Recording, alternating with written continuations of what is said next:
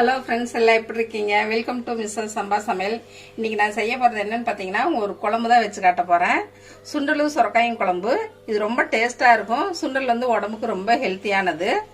அந்த குழம்பு எப்படி செய்யலான்னு பார்க்கலாம். அதுக்கு தேவையான பொருள் என்னன்னு பார்க்கலாம். வீடியோக்குள்ளே போகலாம் வாங்க.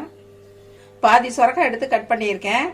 சுண்டல் வந்து நாங்கள் நைட்டே ஊற வச்சு இப்போ காலையில் ஒரு 5 விசில் விட்டு வேக வச்சு எடுத்து வச்சுருக்கேன். கொஞ்சம் உப்பு போட்டு புளி நெல்லிக்காய் அளவு ஊற வச்சு கரைச்சி எடுத்து வச்சுருக்கேன். 3 பெரிய வெங்காயம் வந்து நீட்டமாக கட் பண்ணி வச்சுருக்கேன். ஒரு தக்காளி கட் பண்ணி வச்சுருக்கேன். இது ரெண்டையுமே நம்ம வணக்கி அரைச்சிடணும். தாளிக்கிறதுக்கு பார்த்தீங்கன்னா வெங்காயம் 1 வந்து பொடியாக கட் பண்ணியிருக்கேன். கருவேப்பிலை கொஞ்சம் எடுத்திருக்கேன். இப்போ வந்து வெங்காயம் தக்காளியை வதக்கிடலாம். கடாயை வச்சு சூடானது 3 ஸ்பூன் ஆயில் ஊற்றிடுங்க வதக்கிறதுக்கு. ஆயில் சூடாயிடுச்சு. இப்போ வெங்காயத்தை போட்டுடலாம்.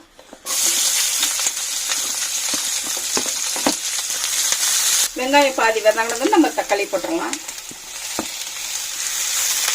வெங்காயம் தக்காளி நல்லா வதங்கிடுச்சு. இப்போ ஒரு பிளேட்ல எடுத்து ஆற வச்சிடலாம். இந்த வெங்காயம்லாம் ஆறிட்டு இருக்கட்டும். அதே கடாயிலேயே நம்ம குழம்பு தாளிச்சு விட்டுறலாம். ஆயில் ஒரு 3 ஸ்பூன் ஊற்றிடலாம்.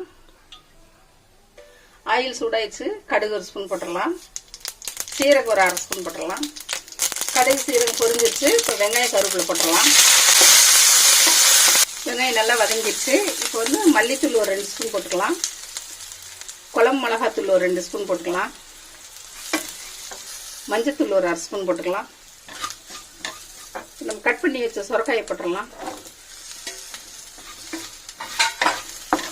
நல்லா வதக்கி விட்டு தண்ணி சுரக்காய் முழுகிற அளவு நம்ம தண்ணி ஊற்றி மூடி வச்சிடலாம். காய் முழுகிற அளவு தண்ணி ஊற்றிடலாம். உப்பு போட்டு வேக வச்ச சுண்டலையும் போட்டுடலாம். இப்போ காய்க்கு தகுந்த உப்பு போட்டுடலாம். நல்லா கலந்து காய் வேக தண்ணி ஒரு 5 நிமிஷத்துல சுரக்காய் சீக்கிரம் வந்துடும். மூடி வச்சுட்டு கொஞ்சம் அடுப்பு சிம்ல வச்சுக்கலாம். காய் வெந்துட்டு இருக்கட்டும். இப்ப வெங்காயம் தக்காளி ஆறிடுச்சு. இதை அரைச்சி எடுத்து வச்சுக்கலாம். வெங்காயம் தக்காளி நல்லா நைஸா அரைச்சி எடுத்தாச்சு. சுரக்காய் வெந்துச்சான்னு திறந்து பார்த்துடலாம். சுரக்காய் பாதி வெந்திருக்குது. இப்ப வந்து நம்ம அரைச்சதை ஊத்திடலாம். வெங்காயம் தக்காளி ஊற்றியாச்சு. இப்போ வந்து நம்ம கரைச்சி வச்ச புளியை ஊற்றிடலாம். நல்லா கலக்கிட்டு உப்பு புளியெல்லாம் சரியா இருக்கான்னு பார்த்துக்கலாம்.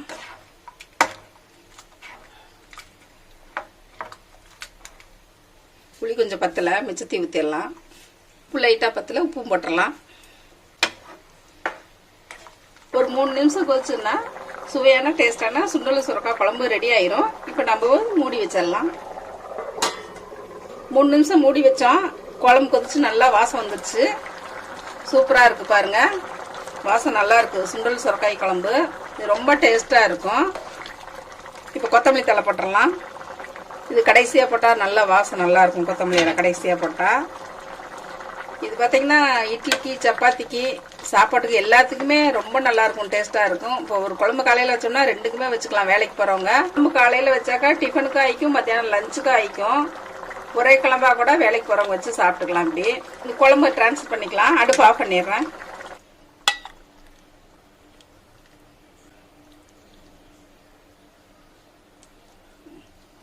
இது நீங்களும் உங்க வீட்டில் எல்லாரும் செஞ்சு சாப்பிட்டு பாருங்க. ரொம்ப ஒரு ருசியா இருக்கும். ரெசிபி பிடிச்சிருந்தா மிஸ்ஸஸ் சம்பா சமையலுக்கு சப்ஸ்கிரைப் பண்ணுங்க. மறக்காம பெல் பட்டனை கிளிக் பண்ணுங்க. தேங்க்யூ.